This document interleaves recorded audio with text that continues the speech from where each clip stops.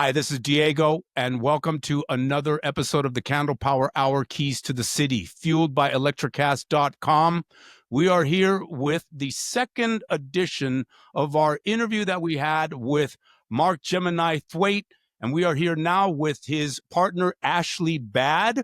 And she is a part of Seven Dials. She's also a part of Her Own Life, and we are here to interview her and get the update of what she's all about with her career and what she has going. So we want to welcome Ashley Bad to the show. Welcome, Ashley. Welcome. Hey, thank How you are so you much for today? having me. I'm doing great.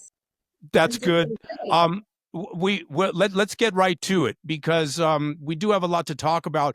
You come from New York City, and I you are do. a part of the New York burlesque kink fetish world, the dark underworld of the Gothic music scene is something that we're sort of slowly diving into. So let's talk about the New York scene and where you come from, and how it began and how you got into this amazing world. And let's start from the beginning. Like, tell us, are you from New York City specifically or somewhere on the side?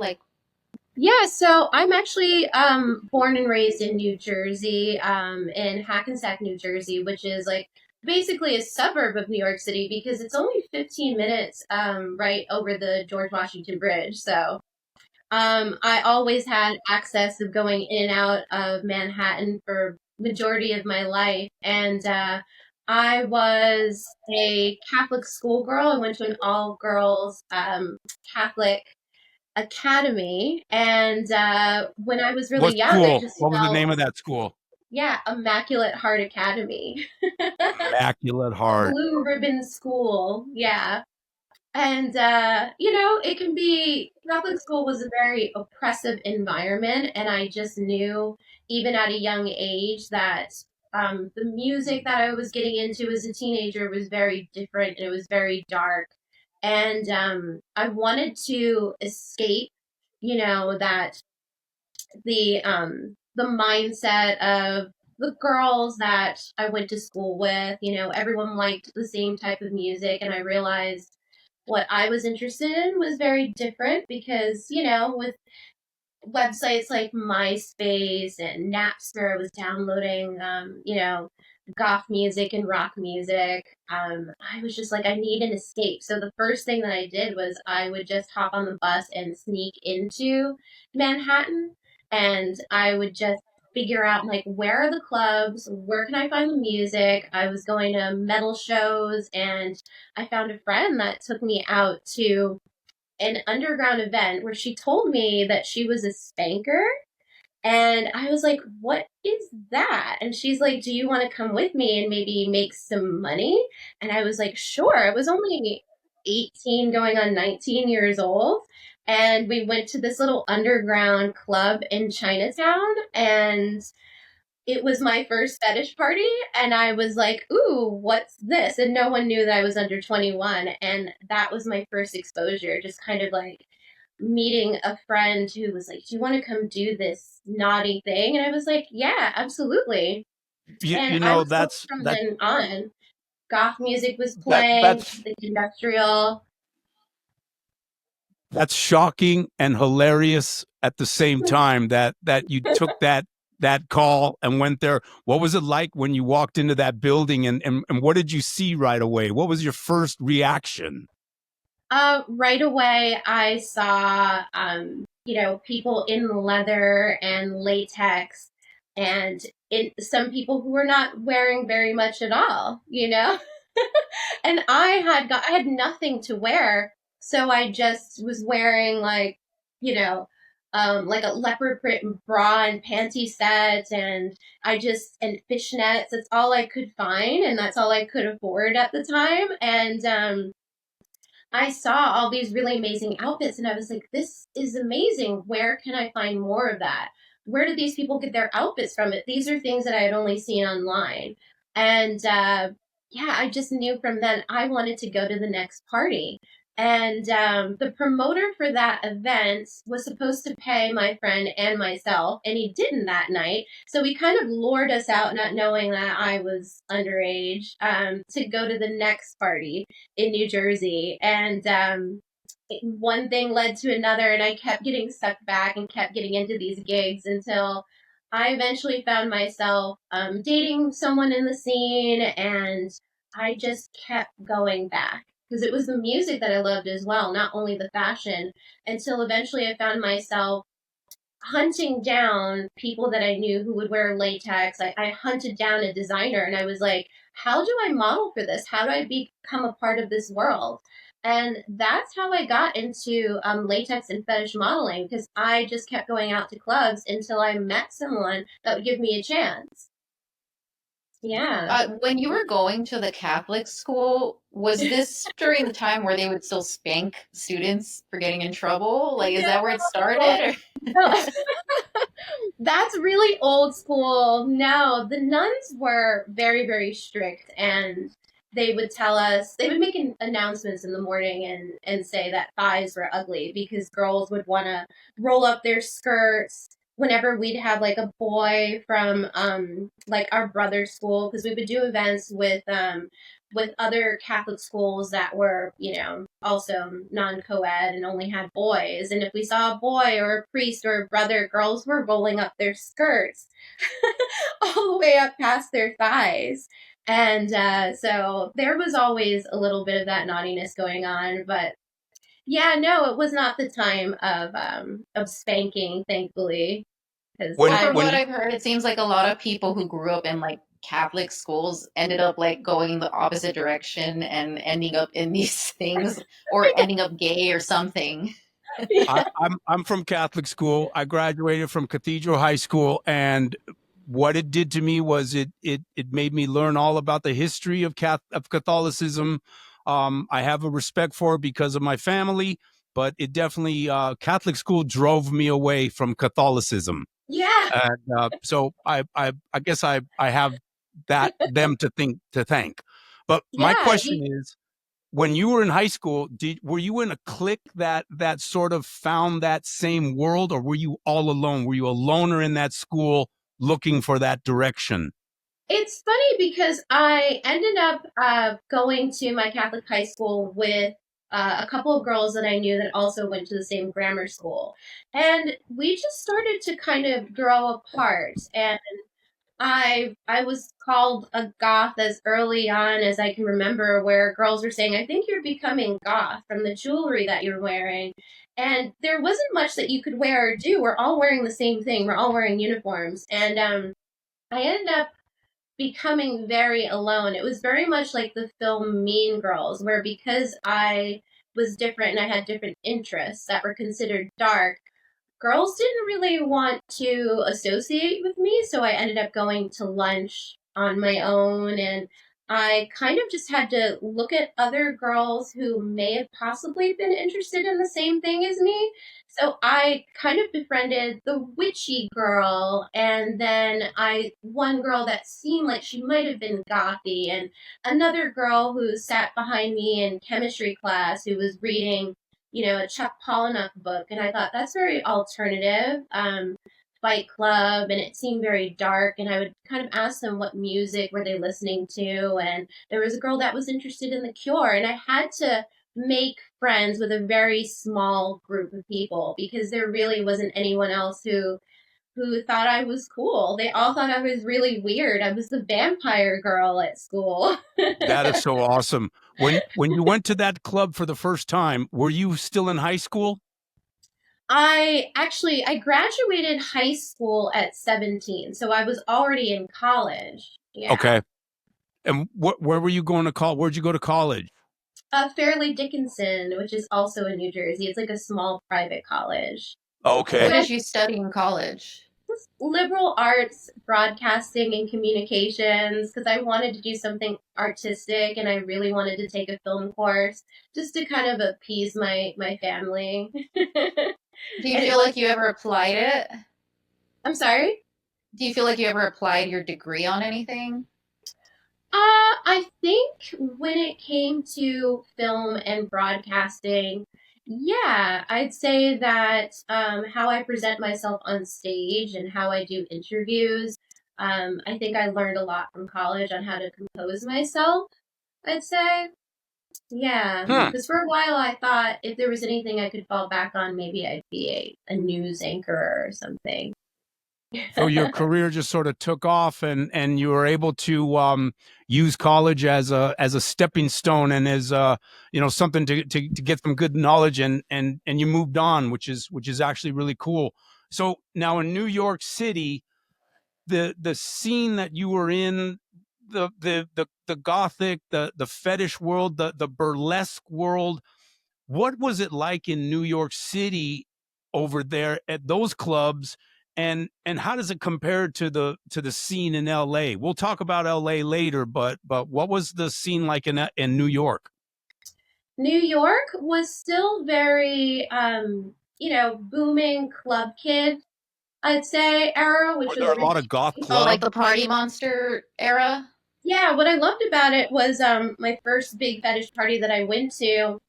There was a combination of club kids, the LGBTQ drag community, the fetish scene, the goths, rivet heads. It was everyone. Everyone was in the same place at the same time, which was really amazing to me. And I felt like it was really booming at the time, which was wonderful because after I started modeling, I actually was asked to work for a latex designer named Latex Nemesis, and she trained me on how to craft and put together latex pieces. And from there, I started to create a lot of my own costumes, and I would wear them out at events. And there was just so much going on at the time. I was getting myself booked to do performances in fetish and goth nights. That was the best thing about New York City is that you could literally bounce around from club to club. I could do a performance at a fetish club, at 10 p.m. and then make my way over to a goth party at midnight and do another performance. Because it's just LA is so spread out, so excuse me, so it's very difficult to party hop and go from place to place. You kind of are stuck in one place and are very dedicated to where you are Right. in LA. And in New York City you could be everywhere in one You night. just jump in a cab. Yeah, you jump in a cab, you hop on the subway. So the scene was really, really healthy, and I found that the gothic scene overlapped a lot with the fetish scene, What which is were probably what why are I'm a some of combination of that. the I'm sorry, what are some of the notorious clubs from New York that you were a part of, and that were a part of that scene?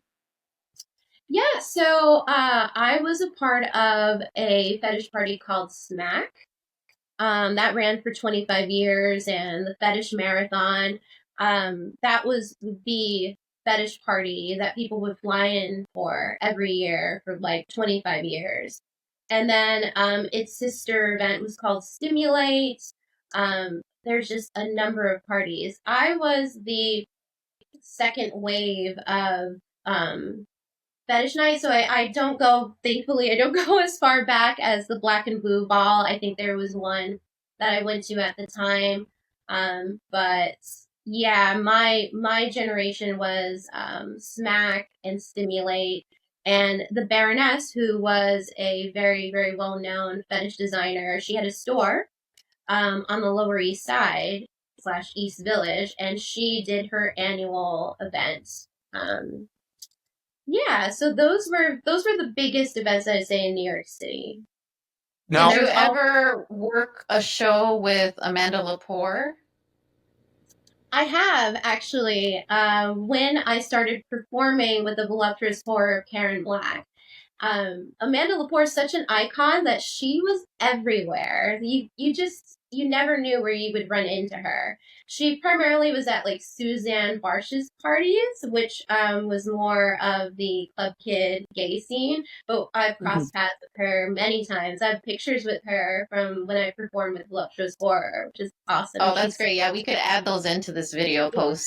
I have a question for you. I'm a big history buff. So, what is the what is the history of goth and fetish, and how far does it go back? I mean, we know it must go back to the Middle Ages, but as far as the American or where did it start? This scene.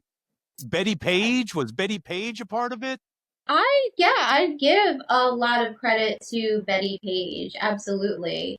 Um, I it's interesting because I think goth and fetish is they kind of go hand in hand together now because a lot of goth rock and post punk they take from fetishistic styling, but I think fetish probably predates goth as a musical genre because kink, BDSM, and fetish has existed since the beginning of time, where people have been fetishizing body parts and fabrics and all sorts of things. I mean, anything can be a fetish, anything can be a kink.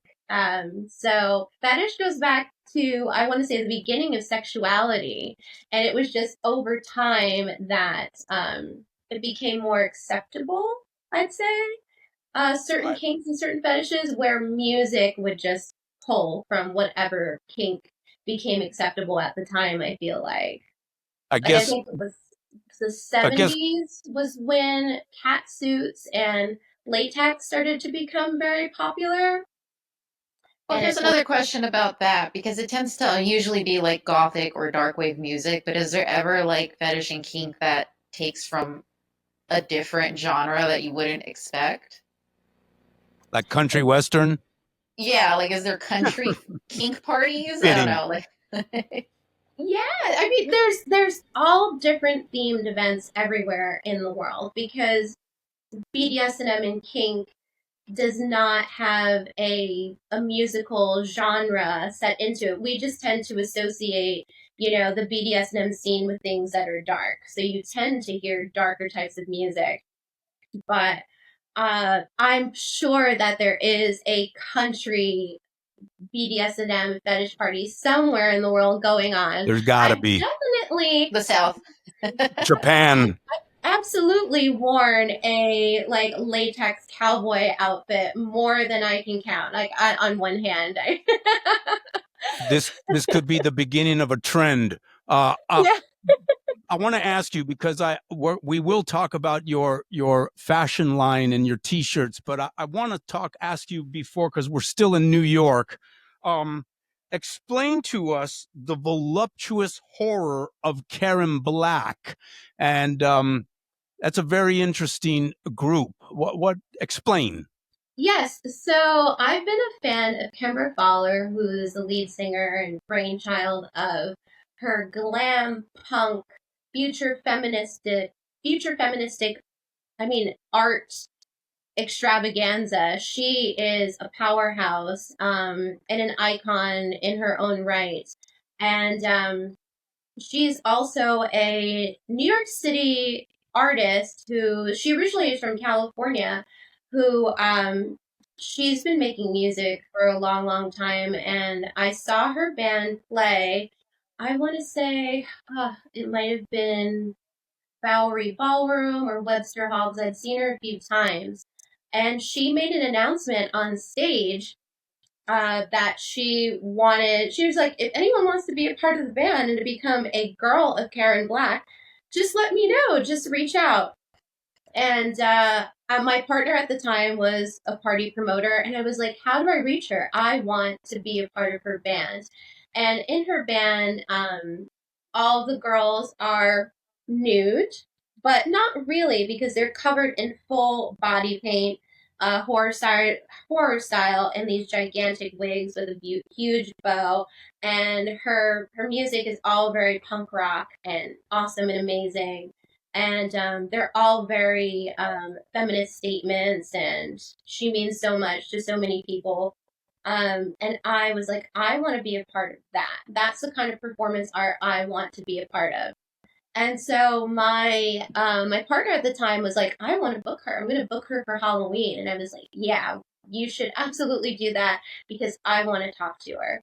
And I went and spoke to her after he found her contacts and went to book her. And I was like, how do I become a girl of Karen Black? And she's like, you are. Just come by my place at this time and we'll get started. That is And awesome. I show up at her doorstep, and suddenly I'm a part of the Girls of Karen Black. And I And did my just first like show that, with her. Now, when you guys do that show, when you're a part of an event like that, how long does it take for you to set up that show? How long does it take for you to get your body paint on? Did she have body painters who were a part of that would help you backstage? That sounds like a heck of a Yeah. preparation. Yeah, sometimes there would be helpers. A lot of times it was me, Kembra, and the girls in her apartment, all helping each other put on the wigs were so heavy and they would always be falling off of our heads. And the wigs would alone be like 40, some 20 wigs piled up on top of each other, and we'd pin things together. And yeah, so And we would so all help each other. Sometimes there would be would you, helpers and sometimes just us. and you would do that at home in your apartments, in your places before you venture out to the clubs. You'd get painted up, or you would do that backstage. Yeah, it could be at Kembra's apartment or backstage at events. Yeah, it Right. depends What about on. having to wash all of that off? What was your trick to really getting that off? Luckily, the paint would be water-based, so it wasn't too bad. Once it touches water, it would come right off. But one time we did a show where I wanted to be pink. I just wanted to be different. It was like a cool kind of shiny pink color, and that was oil-based. And oh Oh, my God, trying to get off oil-based was so difficult. I was pink for a week. I For a was just whole gonna week. say you were probably pink for a week. Yeah. I Wow. was still finding it in different areas of my body. Right. Yeah. So you came to LA after. Is that you spent some time? How did you get to Los Angeles? So, just before moving to Los Angeles, I was supposed to do a tour with Lords of Acid.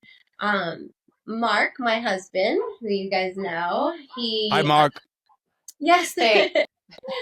So Mark Gemini, the way it was booked to be the guitarist at the time for Lords of Acid, and he's like, I'm dating this really wonderful girl who is a latex burlesque artist, and I think that she would be really good because they were looking for dancers. And I was like, great. Oh, wow. I'm going to, do this tour with someone who I'm just starting to date.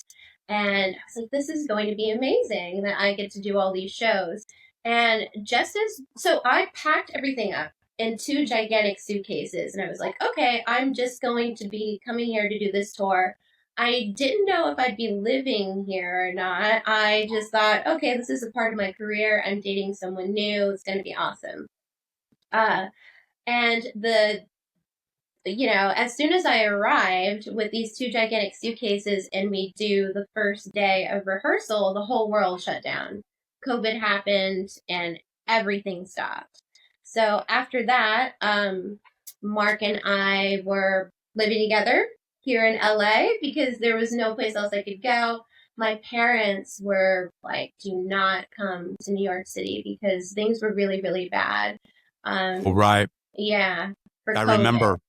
It New was York the was first bad. place. Yeah, it was the first place to really get hit because there's really no way to social distance in New York City. So Oh. I ended up in LA, and it was one of the best things that ever happened to me. I'm very, very happy. Yeah, so no regrets about that. I think that was something that was probably meant to happen because I am now married to Mark, which is great.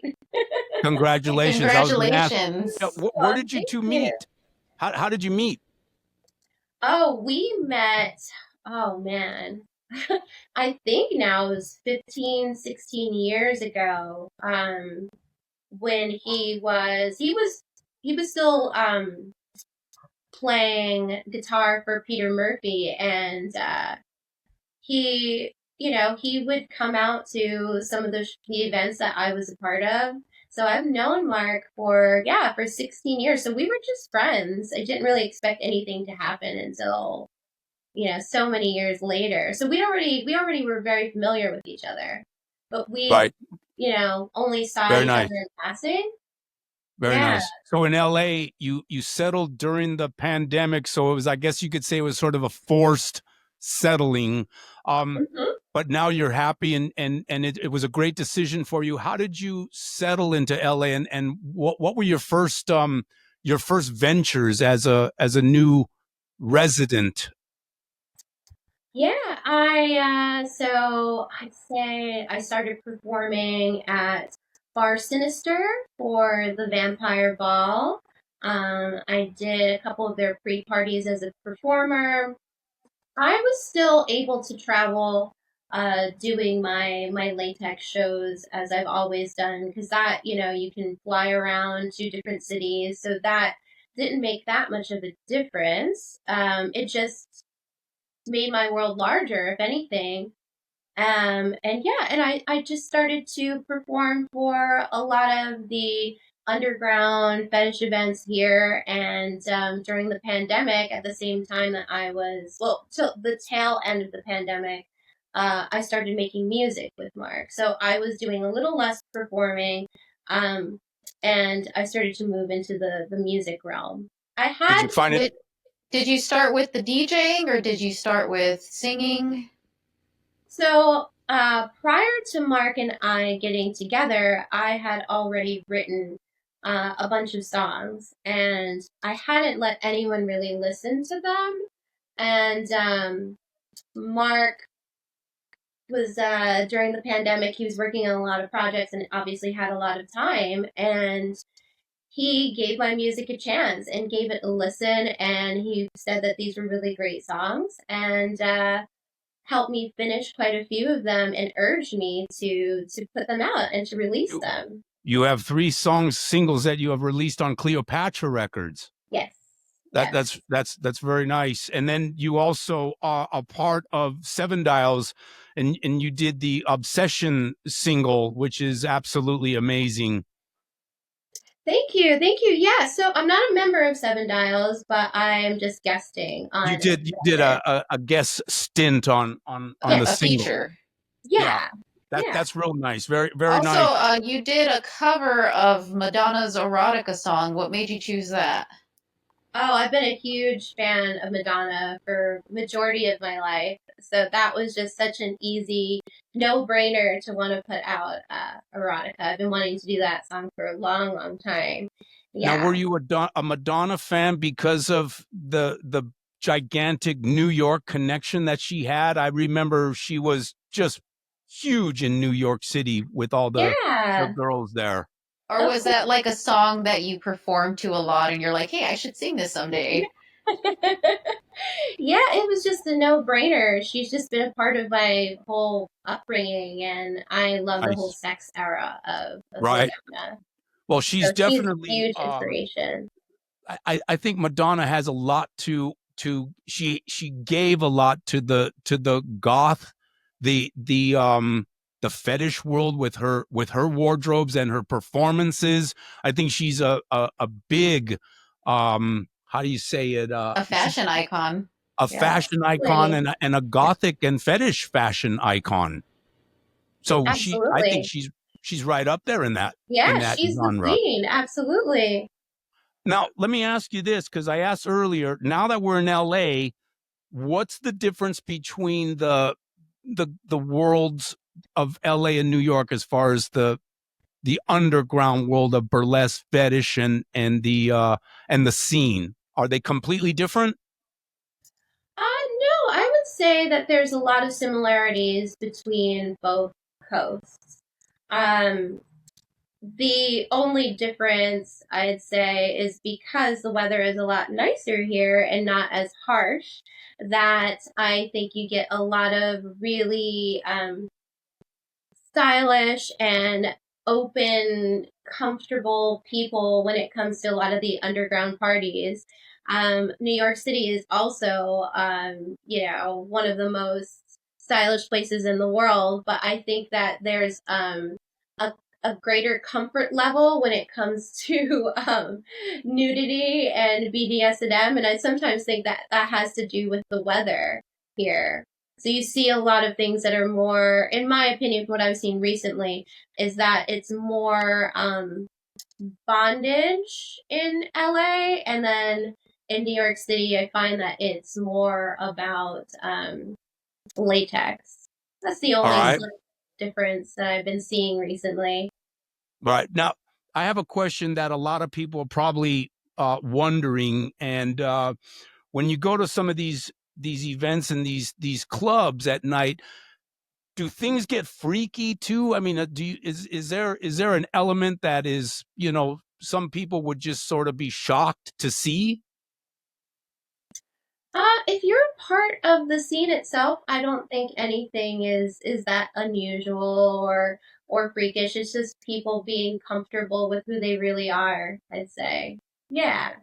But you don't is there are people getting it on backstage behind the curtains? I mean, does it get I haven't seen like it that? Or I think years ago it may have been that way, but nowadays the scene is really about safety and consent. So I haven't seen anything too crazy, and the things that do go on, I've seen. There's always a basis of consent, and um, I try to associate myself with events that tend to be a lot safer. But yeah, I think right. years ago it was a bit more scandalous. Maybe I'm just desensitized as well, though. That's It's that's not. that's the word, scandalous. Yeah, yeah. I think I've become desensitized because I've been in it for so long. Sure. Um, It's explain always sexy. DomCon. Yes. That sounds like a really interesting convention. Yes, so it was my first time DJing for DomCon. After I put out my first few singles, I said, you know what? I want to be able to play my own music, not just perform to it. So that's how I got into DJing. I did a little bit of DJing in New York, but after the pandemic um, happened, Mark and I we were streaming and did a few DJ sets that way. And as things were starting to open back up, we just started to DJ more often, and it just kind of took off from there. And Was the pandemic around the time that you started your clothing brand? yes, yeah, I did that at the same time as well. I put out a couple of my own T-shirts, for my music that were just Ashley Bad branded, and I gave proceeds to the T-shirts. A small portion of proceeds I gave to Planned Parenthood because during the pandemic, all I wanted to do was give back and not just put out T-shirts without a reason behind it. And Sure. I also started a little line of cat T-shirts. They're called Bad Cats, and a few of them are starring my cats, and they're kind of rockabilly influenced, and um, they're all quite alternative. And we started doing that T-shirts as well as music. And you did a limited time run for that sold out, right? Yeah, yeah. So currently, most of my Bad Cats t-shirts, actually all of my Bad Cats t-shirts are being sold at Riled Up Boutique in Burbank. So that's the only place you can get them right now. But I'm hoping with a bit more time, maybe I'll have them available to everyone everywhere soon. And this was That'd be inspired great. by your cat. Hmm. What's your cat? Who's your cat? What's his name? And So I have is he a two black cat? cats. Breed. Usually, I have two cats. Usually they're sitting here with me, but they're both hiding right now, sleeping. I have Tulip the Tonkinese. It's sort of like a Siamese breed, and I have a tuxedo named Toki. Nice. And Um, we adopted them over the pandemic as well. So everything happened in 2020. and you're now you're nice and settled in LA. Yes. And what are your current projects that you're working on right now?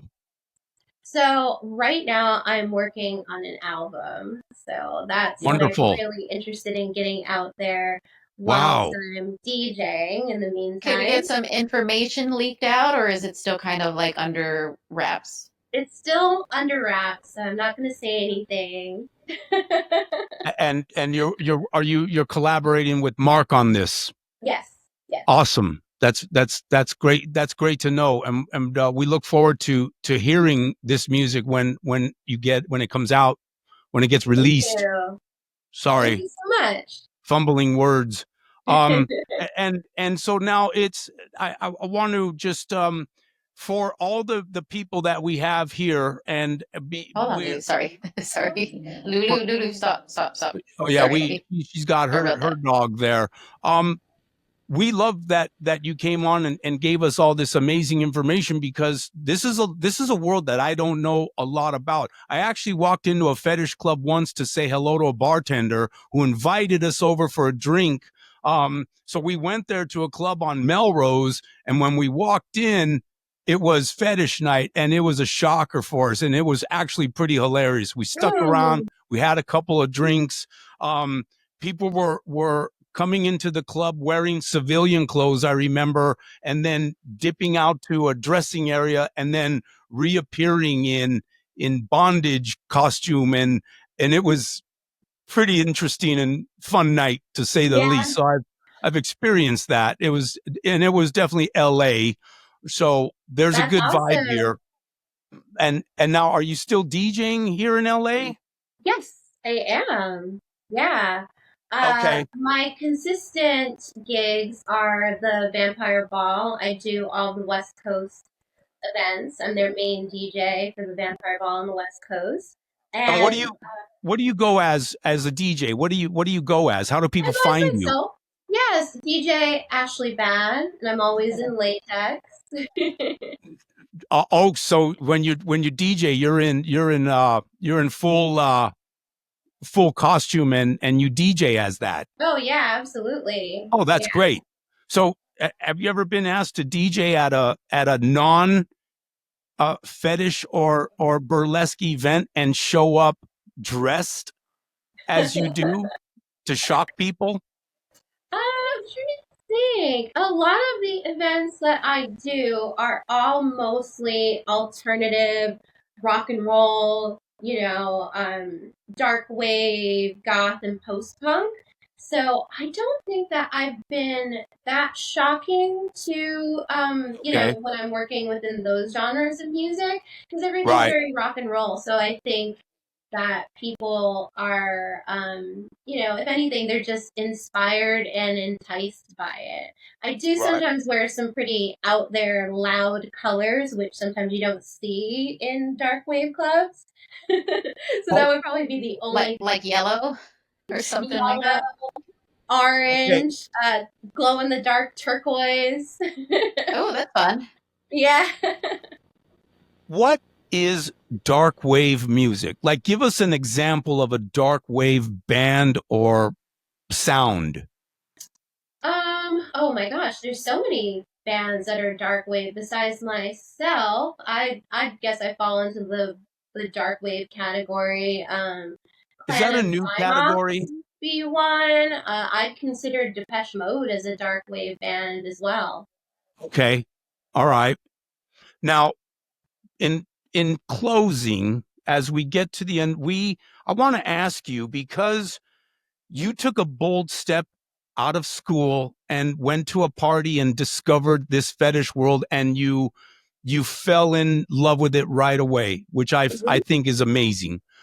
How Thank do you. you how do you inspire kids who are trapped at home under severe parental supervision? How do you inspire them to break away and become themselves, and capture their own essence of life? I mean, do you have any advice on how to become such a And free spirit? did you have to hide this from your family? Like, do you have any advice about that too?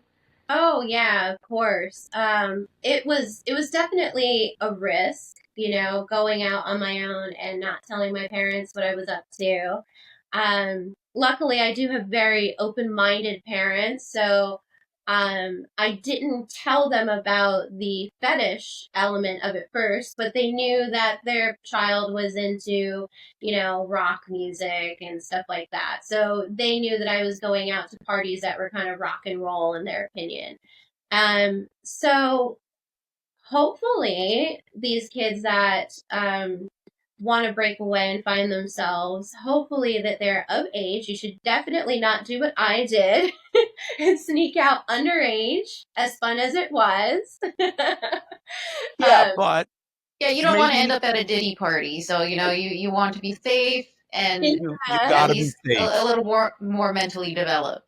Right. So Yeah. if they can wait until they're of age, then I really do encourage them to break away if they can, to find themselves by it. All it takes nowadays, it's so much easier to find people who are more like yourself, because when I was doing this, there was, I think, the beginnings of Facebook. MySpace was already a big thing.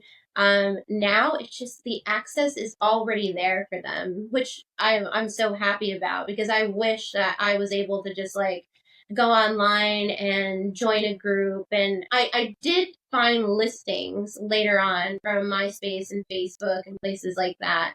So I'd say nowadays, if you as a young person are trying to break away and find yourself, you should absolutely start with online. There's so many listings. There's Instagram now. There's places like Instagram's like Gothic Los Angeles, where you can just go and find events that have people who have the same interests as you. There's so many listings, and I say take that chance if you can. Try to do it as safely as you can, but go to that party. Go out and meet people who are like you. Don't be afraid to go out and to have a good time. Because that's That's how it started awesome. for me. Go That's out to great. shows. What are your favorite bands? That's a good place to start, and then maybe go and find your favorite club. It's so easy now. It really is.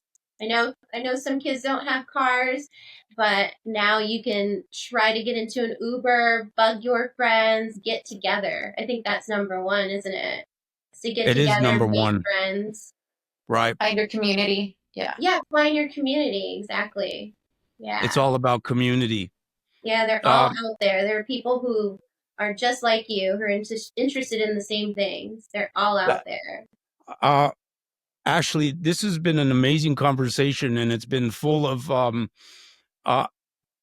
really cool stuff that I didn't know, and I appreciate it, because it makes me want Diego's to still wrapping his head around all this yeah, world. I want to explore a little bit. I think I might just have to go and check out one of those clubs and just kind of look around a little bit more, and just to see what's going on. But Yeah. As a wallfly. Yeah.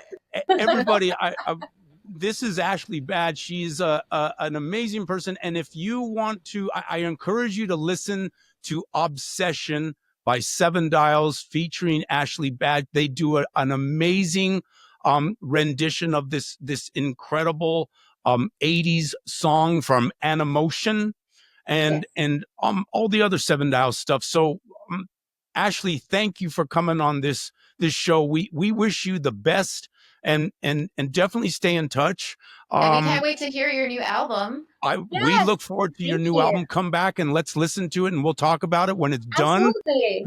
So in the meantime, you can go to YouTube and watch that, and go check out Ashley Bad when she's DJing. So thank you for coming on this show, and for thank you. intriguing us. And we'll definitely have you back. And if there's anything we can ever do to help you and support you, definitely let us know. I appreciate that so much. Thank you all. Thank you. Thank you. And for everybody, this is the Candlepower Hour, and we just had a great conversation. Check us out on ElectraCast.com and where all other major streaming platforms. And we're signing off. My notebook just fell. Thank you very much, and we will see you on the next show. All right. See you guys.